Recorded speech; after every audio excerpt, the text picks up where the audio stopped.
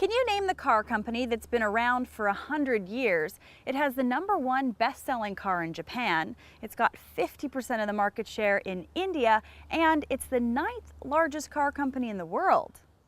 Now, you are probably not alone if you didn't guess Suzuki.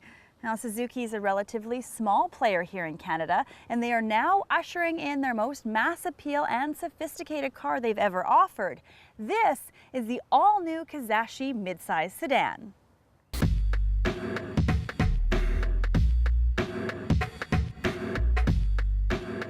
The midsize market is important because 20.3% of all cars sold in Canada fall into this class, with most of these units being basic, uninspiring transportation. Suzuki's having none of this. They are positioning their new entry into this market as a vehicle that will put the thrill back into driving.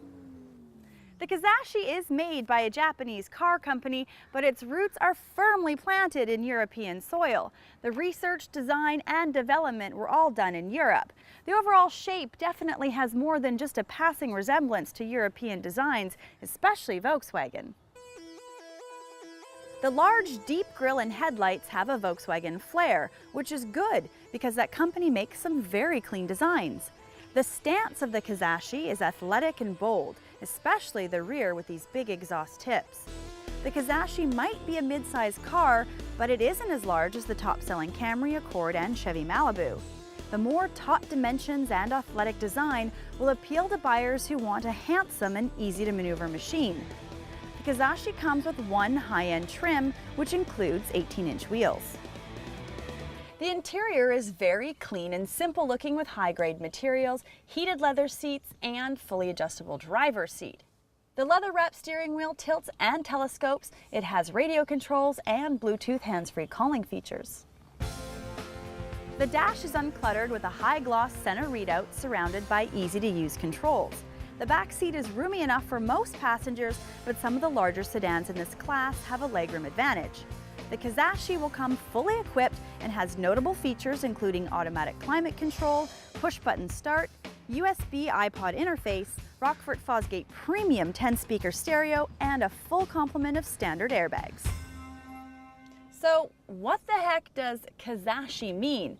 Well, translated, it means something great is coming. So far, it looks good, has a great interior, but can it perform?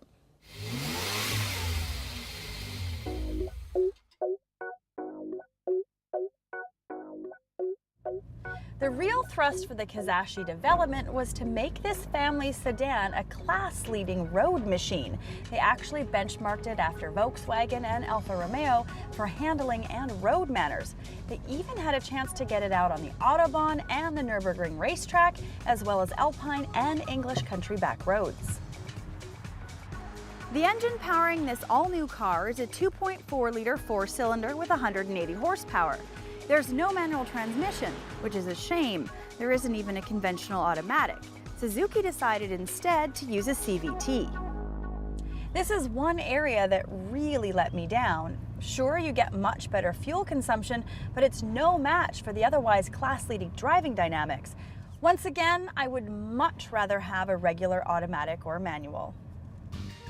Now, I should point out that the CVT does a good job most of the time, and it's smooth and well programmed. For a car that has an all-in price of just under $30,000, it has a well-dampened suspension with good feedback to the driver. Plus, the Kizashi comes standard with an all-wheel drive system for better handling and road dynamics. This car is an attractive package. There are plenty of mid-size sedans in the $30,000 range, but not many of them are offered with all-wheel drive as standard equipment, except the Subaru Legacy. What Suzuki brings to the table is a high level of refinement on the interior and on the road.